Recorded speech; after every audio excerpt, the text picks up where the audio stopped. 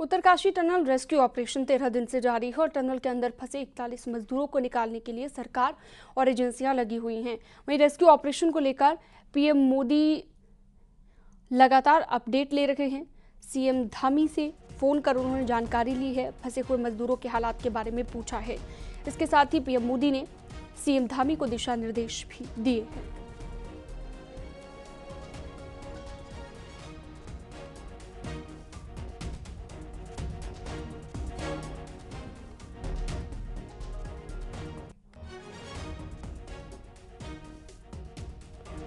Uttarkashi tunnel rescue operation से जुड़ी एक बड़ी खबर आ रही है, जहां पर ऑगर मशीन का प्लेटफॉर्म दुरुस्त कर लिया गया है। मलबे के अंदर फंसे पाइप को गैस कटर से काट लिया गया है। अगर सब कुछ ठीक रहता है तो पाइप को आगे बढ़ाने का काम अब शुरू कर दिया जाएगा। और आपको ये भी बता दें कि रात को पाइप को पुश करते वक्त ऑगर मशीन का प्लेटफॉर्म क्षतिग्रस्त हो गया था। मशीन के प्लेटफॉर्म को रिपेयर करने के बाद कंपन रोकने के लिए मशीन को ड्रिल करके बांधा गया है।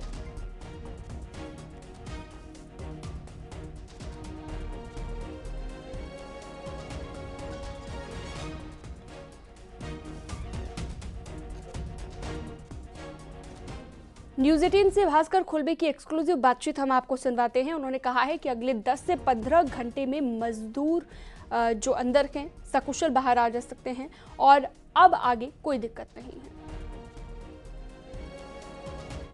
वही 12 से 15 घंटे का अनुमान अभी लगा करके रखा हुआ है और ड्रिलिंग बहुत जल्दी मैं आशा करता हूं कि चालू होगी। भर क्या काम? प्लेटफॉर्म को रिपेयर करने का काम हुआ और ऑगर को रिमूव करने का काम हुआ और पाइप का मुंह जो स्क्वीज हो गया था उसको काटने का काम हुआ, जो सबसे ज्यादा समय लेने वाला काम था और सबसे ज्यादा टीडियस काम था। चैलेंजिंग वर्क ये है कि 12 मीटर पाइप जो इंसर्ट करनी है तो बीच में कोई मेटल ना आए, कोई हार्ड ड्रॉप ना आए। अभी जो हमारे पास अवेलेबल रिपोर्ट है उसके हिसाब से आने वाले 5 मीटर के अंदर ऐसा कोई अवरोध नहीं है। अगर आगे भी नहीं होता फिर हम इसे चेज कर लेंगे, आपको लगता है? नहीं, हम कोशिश करेंगे क्योंकि अब देखिए जो डिस्टेंसेस हैं वो तो डिस्टेंसेस ट्रेवल करनी है, वो मशीन की क्षमता के हिसाब से आने वाले एरिया में किस तरीके का फ्रिक्शन है उसके हिसाब से चलती है नहीं, तो वो समय तो हमें देना ही पड़ेगा। उसको अगर हम कोशिश करें कम हो जाए तो बहुत खुशी होगी। इसकी हेल्थ रिपोर्ट बिल्कुल अच्छे हैं, मैं खुद बात करके आया हूं सभी से, सबका मनोबल बहुत अच्छा है। मैंने उनसे पूछा था कि किसी को कोई चिकित्सक की कोई आवश्यकता है, कोई परामर्श की आवश्यकता है। उन्होंने कहा नहीं सर, हमें बिल्कुल जो सब चाहिए सब हमारे पास मिल गया है। खाना भी जो हम पसंद का चाह रहे थे वो भी हमें मिल गया है। हम सब लोग बहुत खुश हैं। इधर रुक करते हैं ग्राउंड जीरो से। हमारे तमाम सहयोगी हमारे साथ लाइव जुड़ गए हैं। अनुपम मिश्रा हमारे साथ जुड़े हुए हैं, दीपांकर भट्ट भी वहीं पर मौजूद है और सत्येंद्र बर्तवाल भी हमारे सहयोगी हमारे साथ जुड़ गए हैं। सबसे पहले अनुपम, आपके पास आते हुए लेटेस्ट ताजा क्या अपडेट है, क्या कहा जा रहा है, कब तक मजदूर बाहर आ जाएंगे? ठीक है सर। और फिलहाल जो मीटिंग कक्ष है वहां पर वो है, लेकिन सबसे बड़ी बात यह है कि भास्कर खुलबे से न्यूज 18 ने अब से थोड़ी देर पहले बातचीत की। उन्होंने भी इस बात को कहा कि 10 से 15 घंटे का वक्त अभी लगेगा, क्योंकि जिस तरीके से जो 10 से 12 मीटर का डिस्टेंस बताया जा रहा है, क्योंकि जो कल ऑगर मशीन के चलते पाइप को नुकसान पहुंचा था तो पाइप का थोड़ा हिस्सा काटा गया और उसके बाद अब ये पूरा प्रोसेस जो है शुरू हो रहा है। और जिस तरीके से मैनुअल कटिंग हुई है, जो सूत्र बता रहे हैं कि मैनुअल कटिंग का काम कुछ और देर अभी चलेगा, उसके बाद पाइप को इंसर्ट करने का काम शुरू होगा। तो आप मान के चलिए कि वक्त तो अभी थोड़ा बहुत लगेगा, लेकिन पूरी तरह से आश्वस्त है भास्कर खुलबे भी और साथ ही साथ जो तमाम लोग यहाँ पर एजेंसीज लगी हुई हैं उनसे हम लगातार बातचीत कर रहे हैं। लेकिन यहाँ पर हमने देखा कि जो भी ऑफिसर्स आ रहे हैं, आईजी गढ़वाल रेंज से हमारी बातचीत हुई और जो रेस्क्यू ऑपरेशन में टीमें लगी हुई हैं उनसे हमारी बातचीत हुई। अब सबका फोकस इस तरीके से है और उत्तराखंड के मुख्यमंत्री पुष्कर धामी जो लगातार उत्तरकाशी में कैंप किए हुए हैं, उन्होंने भी ये कहा कि इस रेस्क्यू ऑपरेशन के पूरे होने के बाद के लिए चाहे स्वास्थ्य विभाग हो, सीएमओ जो उत्तरकाशी के हैं वो लगातार यहां पर व्यवस्थाओं को देख रहे हैं स्वास्थ्य सेवाओं को लेकर के। तो अब फोकस इस तरफ है कि जब ये रेस्क्यू ऑपरेशन पूरा हो जाएगा, चाहे आज देर शाम तक हो या कल सुबह तक ये रेस्क्यू ऑपरेशन अगर पूरा होता है, अगर वो कंडीशन भी मान लें थोड़ी देरी भी होती है, तो उसके बाद इन मजदूरों को सकुशल बाहर आने के बाद, क्योंकि आप समझिए 60 मीटर अगर का जो ये पूरा पाइप होगा आर पार होगा, उसके बाद अगर 2 से 2.5 मिनट या 1.5-2 मिनट अगर एक मजदूर को बाहर आने में लगते हैं तो 41 मजदूर मजदूर हैं, यानी कि 80-85 मिनट मजदूरों को पाइप के जरिए बाहर आने में ही शीनम लगेंगे। तो ये एक महत्वपूर्ण जानकारी ये है कि वक्त तो जरूर लगेगा, क्योंकि ऑगर मशीन को भी जब पूरा पाइप आर पार हो जाएगा, ऑगर मशीन को भी जब वापस खींचा जाएगा तो 2-2.25 घंटे का वक्त ऑगर मशीन को भी लगेगा। यानी पाइप को इंसर्ट करने में वक्त लगेगा, फिर ऑगर मशीन को बाहर आने में वक्त लगेगा, फिर मजदूरों को बाहर आने में 80-85 मिनट का वक्त लगेगा। यानी कि अभी वक्त लगेगा जरूर, लेकिन यह है कि आज देर शाम तक या फिर कल सुबह तक अगर मजदूर बाहर आते हैं तो उसके बाद की क्या तैयारियां हैं, स्वास्थ्य विभाग किस तरीके से तैयार है, एम्बुलेंस या बाकी चीजों के साथ साथ पुलिस महकमे ने जिस तरीके से बाकी ग्रीन कॉरिडोर की बात कही जा रही है और उसको लेकर के क्या कदम उठाएंगे, सारी चीजों पर अब वर्क चल रहा है। नायब तहसीलदार, एसडीएम और तमाम जो अफसर हैं उनकी जिम्मेदारी भी यहां पर बांट दी गई है। ठीक है, दीपांकर से भी अपडेट ले लेते हैं। दीपांकर, जैसा कि हम लगातार जिक्र कर रहे हैं कि अब उम्मीद ये है कि जल्द से जल्द रेस्क्यू ऑपरेशन पूरा हो और मजदूर बाहर आए। पीएम मोदी खुद लगातार जानकारी ले रहे हैं। सीएम पुष्कर सिंह धामी ने भी वहां पर की अपना जो टेम्परेरी कार्यालय बना लिया है और वहीं पर वो मौजूद हैं, वहीं पर लगातार डटे हुए हैं। मंत्री वीके शर्मा भी पहुंचे हुए हैं, तमाम अन्य अधिकारियों की भी वहां पर मौजूदगी है। कह सकते हैं कि पूरे तरीके से कोशिश की जा रही है कि जल्द से जल्द ये रेस्क्यू ऑपरेशन सफल हो। बिल्कुल शीनम, जिस दिन से 12 तारीख से लगातार इस बात की कोशिशें हैं कि जो मजदूर यहां फंसे हुए हैं उनको बाहर निकाला जाए, लेकिन आज 13वां दिन है और 13 दिन के बाद भी कोई अभी ऐसी पुख्ता जानकारी या पुख्ता खबर या पुख्ता कोई आश्वासन कोई भी अधिकारी या जो एजेंसी यहां पर है वो इस देने की सूरत में नहीं है। वो ये बता पाए कि कब तक ये ऑपरेशन चलेगा। हो सकता है कि 4 घंटे में चीजें सब ठीक हो जाए और हो सकता है कि इसमें अगले 4 दिन भी लग जाए, क्योंकि अभी जो आपको खास तौर पर 10 मीटर का जो एरिया कवर करना है वो बहुत बड़ा चैलेंज है। भास्कर से जब हमने बातचीत की थी उनका कहना था कि जो ऑब्स्टिकल कल रात आया था उसे काटा गया, उसके बाद भी अभी 5 मीटर का एरिया है उसमें उन्होंने जो मशीनों से उन्होंने चेक किया कि आगे कोई मेटल फिलहाल नहीं है। अगर मेटल नहीं है तो ऑगर मशीन जब ड्रिल शुरू करेगी तो उसे यहां पे 2 से 3 घंटे का वक्त पहले पाइप को इंसर्ट करने में लगेगा और फिर जो अगले 6 मीटर है जब मजदूर जहां फंसे हुए 57वें मीटर पे वहां तक वो आसानी से मशीन पहुंच पाएगी। लेकिन शीनम परसों यानी 22 तारीख की शाम 4 बजे जब प्रेस कॉन्फ्रेंस की थी भास्कर खुलबे ने, तब उन्होंने कहा था कि शाम 8 बजे मैं आपको एक अच्छी खबर दूंगा और तब से लेकर अब तक लगभग 24-36 घंटे से ज्यादा का वक्त यहां पर बीत चुका है। दूसरा दिन बीतने को है और 13वां दिन अगर ओवरऑल एक्सरसाइज को कहे तो अभी तक भी कोई पुख्ता इस तरीके का यहां पर रिपोर्ट नहीं है। बिल्कुल पुख्ता जानकारी कोई ऐसी नहीं मिल पाई है कि आखिर कब तक रेस्क्यू पूरा होगा। अभी भी बहुत सारी शंकाएं हैं, बहुत सारे कंफ्यूजन है कि आखिर कितना टाइम और अभी लग सकता है। अच्छा, अब हमारे अगले सहयोगी के पास चलते हैं। सत्येंद्र बर्तवाल भी जुड़े हुए हैं। सत्येंद्र, हर तरीके से काम किया जा रहा है, हर तरीके की प्लानिंग बनाई जा रही है, कोई भी ऐसी प्लानिंग छूटने ना पाए जिसके जरिए मजदूरों को बाहर निकाला जाए, चाहे वो वर्टिकल ड्रिलिंग की बात हो, अलग अलग जगहों से सुरंग बनाने की बात हो। वर्टिकल ड्रिलिंग की अगर हम बात करें, किस तरह से चल रहा है ये प्रोसेस अभी इस वक्त? बिल्कुल सिनेमा, मैं आपको बता दूं जिस तरीके से लगातार अड़चनें आई थी उसके बाद एक और जो ऑप्शन जो वर्टिकल ड्रिलिंग की हम लगातार बात करें तो उस ऑप्शन को सबसे तेजी उस ऑप्शन को देखे मिली है, क्योंकि जो वर्टिकल ड्रिलिंग की जो मशीनें हैं वो अभी जो टनल साइट पर पहुंच चुकी हैं और अभी जब हम हमारे उनके अधिकारियों से जो, क्योंकि सतलुज जल विद्युत निगम इस पर पूरा प्लान तैयार किया है, सतलुज जल विद्युत निगम ने वही इस पर पूरा एक्शन भी करेगा, क्योंकि जब हमारी कुछ ही देर पहले जब उनसे बातचीत हुई उनका कहना था हमारी मशीनें यहाँ पहुंच चुकी हैं। जैसे ही उनको हरी झंडी मैनेजमेंट की तरफ से मिलती है तो उनके जो मशीनें हैं वो ठीक आप देख सकते हैं, ये जो टनल है टनल के ठीक जो ऊपर से जो वर्टिकल ड्रिलिंग होनी 84 मीटर की वो ड्रिल होनी है।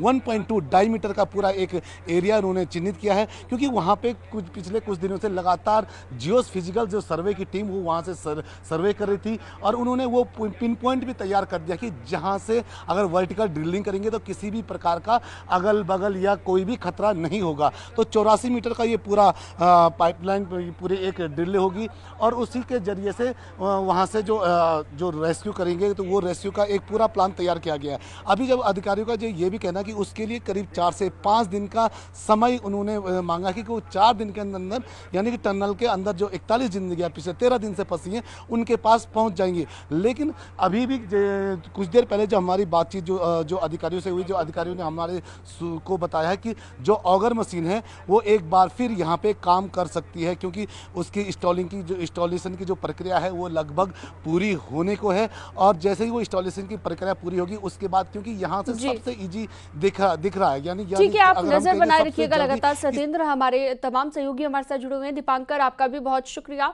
और हमारे साथ अनुपम मिश्रा जुड़े हुए थे, आपका भी बहुत शुक्रिया। तो उत्तरकाशी में हुए टनल हादसे के बाद से लगातार रेस्क्यू जारी है। कभी भी टीम की ओर से गुड न्यूज मिल सकती है, मगर दुआओं का दौर भी जारी है। चिन्यालीसौर से स्थानीय महिलाएं सिलक्यारा टनल पहुंची और मजदूरों के सकुशल बाहर आने की प्रार्थना की।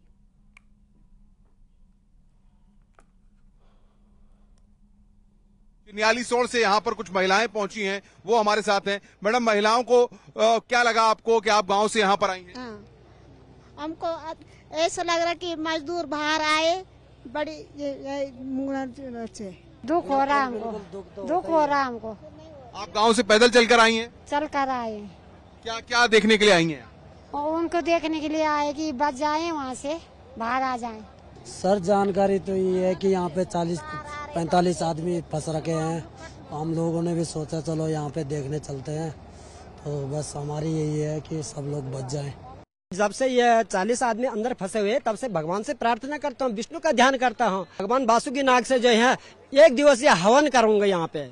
उसमें जो है गायत्री मंत्र का हवन भी करूंगा, विष्णु भगवान के नाम से भी हवन करूंगा, नवग्रह देवताओं के नाम से भी हवन करूंगा, आदि देवता प्रत्यादि देवता दिशा देवताओं के सभी देवी देवताओं के नाम से जो है हवन करूंगा यहाँ पे। सो अपने स्वेच्छा से हवन करूंगा, ये लोग कुशलता से बाहर निकलना। तो उत्तरकाशी में 13 दिनों से टनल के अंदर फंसे 41 मजदूरों को सुरक्षित निकालने के लिए उज्जैन के महाकाल मंदिर में प्रार्थना की गई। महाकाल की सुबह हुई आरती में सभी 41 मजदूरों को सुरक्षित निकालने के लिए महाकाल की प्रार्थना की गई है।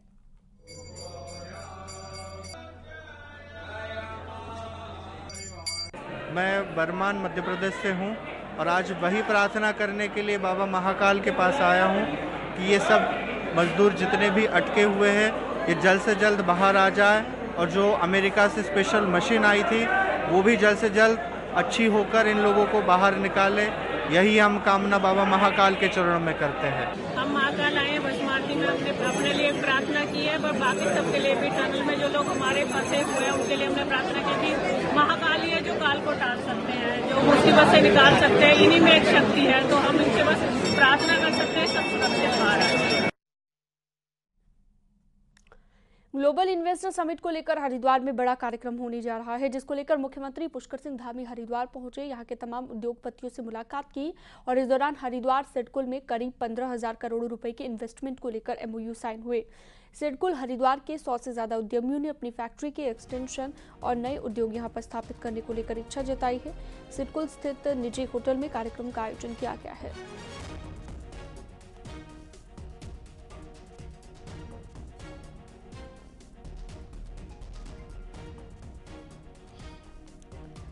तो 15,000 करोड़ के निवेश को लेकर MOU यहां पर साइन किए गए हैं और वाइब्रेंट गुजरात पर डेस्टिनेशन उत्तराखंड है। ग्लोबल इन्वेस्टर समिट को लेकर लगातार ये कार्यक्रम चल रहे हैं। इससे पहले भी उत्तराखंड में ज़्यादा से ज़्यादा इन्वेस्ट हो और इन्वेस्टर्स ज़्यादा इन्वेस्ट करें, इसको लेकर लगातार कोशिशें जारी हैं।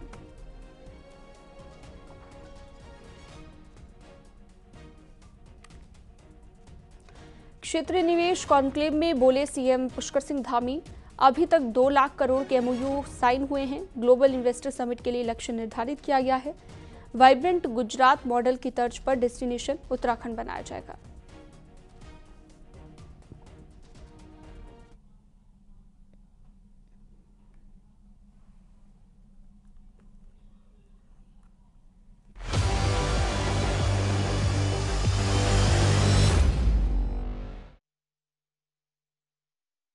जम्मू कश्मीर के राजौरी में नैनीताल के हलीगांव के संजय बिष्ट भी आतंकियों से लड़ते लड़ते शहीद हो गए।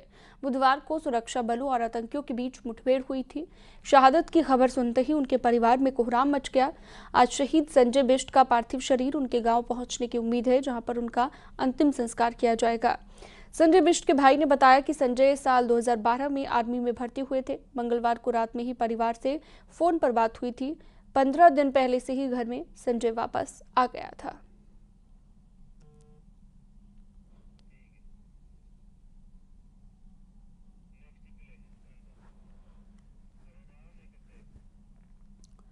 पिथौरागढ़ में गुंजी से सटे नेपाल के जंगल 2 दिन से धधक रहे हैं। हालात ये हो गए हैं कि भयंकर आग की चपेट में अब तक कई हेक्टेयर जंगल आ गया है।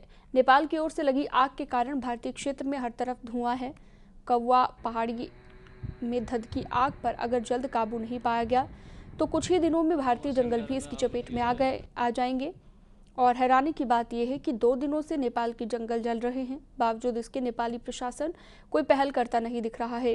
गुंजी के इस इलाके में ही भारत, चीन और नेपाल का ट्रांजिशन है, तो इस ट्रांजैक्शन की वजह से यहाँ पर और समस्या होती है। भारी सुरक्षा बल भी यहाँ पर तैनात रहता है। देखिए 2 दिन से गुंजी में आग लगी हुई है और जो नेपाल प्रशासन है अभी तक कुछ नहीं कर पा रही, बड़े अफसोस की बात है।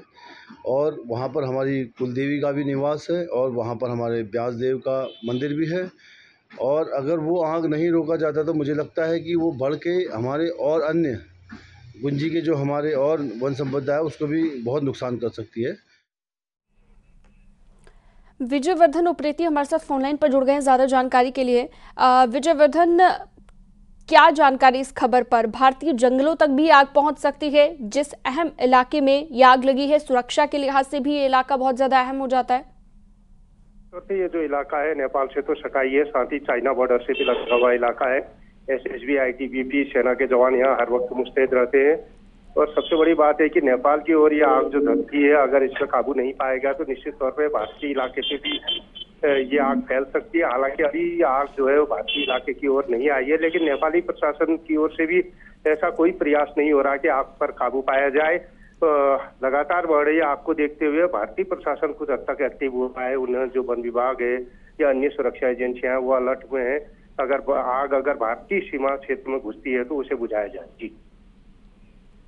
जी, बहुत शुक्रिया तमाम जानकारी के लिए आपका। देहरादून में ज्वेलरी शोरूम में हुई लूट के मामले में बड़ी खबर है। बिहार से उत्तराखंड पुलिस ने 3 लोगों को गुरुवार को गिरफ्तार कर दिया है। इससे पहले बुधवार को वारदात का मुख्य आरोपी अखिलेश उर्फ गांधी को गिरफ्तार किया गया था। अब उत्तराखंड पुलिस इन सभी को देहरादून लेकर आ रही है। इन सभी को पहले हिरासत में लिया गया था और पूछताछ के बाद अब गिरफ्तार किया गया है। पूछताछ में पुलिस को कई अहम जानकारियां मिली हैं। यह आरोपी गैंग, हवाला और फोन के जरिए गैंग के लिए पेमेंट लेता था। अब तक इस मामले में 7 गिरफ्तारी हो चुकी है।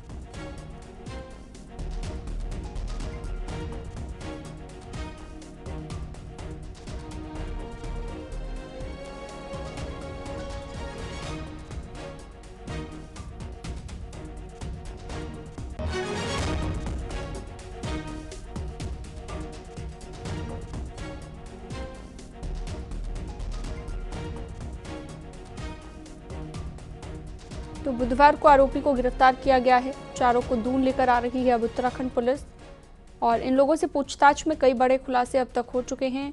7 लोगों की गिरफ्तारियां इस पूरे मामले में अब तक हुई हैं।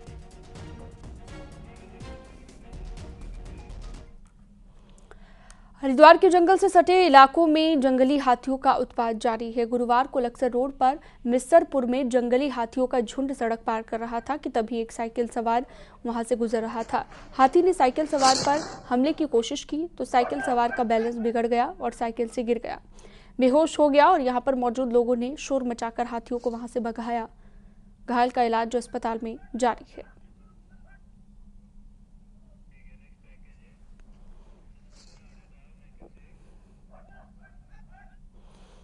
उत्तराखंड में इगास का पर्व धूमधाम से मनाया गया और इस पर्व पर राज्यसभा सांसद अनिल बलूनी ने दिल्ली में अपने आवास पर एक कार्यक्रम का आयोजन किया, जिसमें दिग्गज नेता, संत, खिलाड़ी और फिल्म जगत से जुड़े लोग शामिल हुए।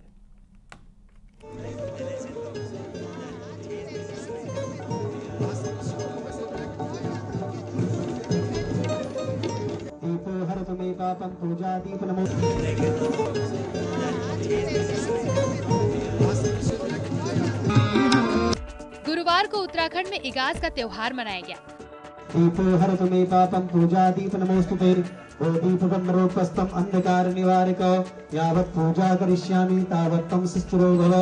दिल्ली में भी बीजेपी के राष्ट्रीय मीडिया प्रभारी और राज्यसभा सांसद अनिल बलूनी के घर पर इगास पर कार्यक्रम का आयोजन किया गया।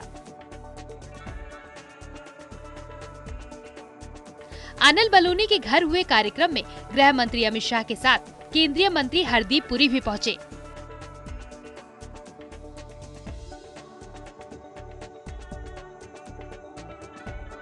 वहीं इगास के कार्यक्रम में राष्ट्रीय सुरक्षा सलाहकार अजीत डोभाल भी मौजूद रहे। इनके अलावा उत्तराखंड के पूर्व सीएम त्रिवेंद्र सिंह रावत के साथ कई दूसरे बड़े राजनेता भी पहुंचे। इसके साथ ही अनिल बलूनी के घर पर हुए इगास कार्यक्रम में वर्ल्ड कप में भारत के लिए शानदार बॉलिंग करने वाले मोहम्मद शमी भी पहुंचे। आपने वर्ल्ड कप के अंदर देखा, मोहम्मद शमी हम लोगों के बीच में हैं, जिन्होंने हमारे विरोधियों के सबके विकेट उड़ाए, छक्के छुड़ा दिए। वो हम लोगों के बीच में, हम उनका स्वागत करते हैं।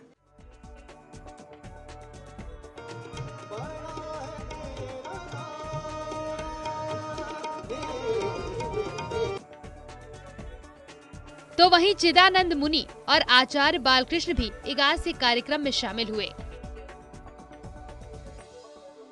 अनिल बलूनी के घर पहुंचने वालों में गीतकार और लेखक प्रसून जोशी और जुबिन नौटियाल का भी नाम शामिल है। जहां प्रसून जोशी और जुबिन नौटियाल ने अपने गीतों के जरिए समा बांध दिया। है भाग्य मेरा, सौभाग्य मेरा, मैं तुमको शीश नवाता हूँ, मैं तुमको शीश नवाता हूँ। बता दें कि दीपावली के 11 दिन बाद पहाड़ों पर इगास का त्योहार मनाया जाता है। उत्तराखंड में कुछ जगहों पर इसे इगास तो कहीं पर बूढ़ी दिवाली भी कहा जाता है। और अनिल बलूनी उत्तराखंड के लोक पर्व इगास को भव्य रूप से मनाने के लिए एक मुहिम के तौर पर कई साल से काम कर रहे हैं और लोगों से अपील के साथ खुद भी इगास को बड़े पैमाने पर मनाते हैं। Bureau report, news 18। और वक्त एक छोटे से ब्रेक का, जल्द लौटते हैं।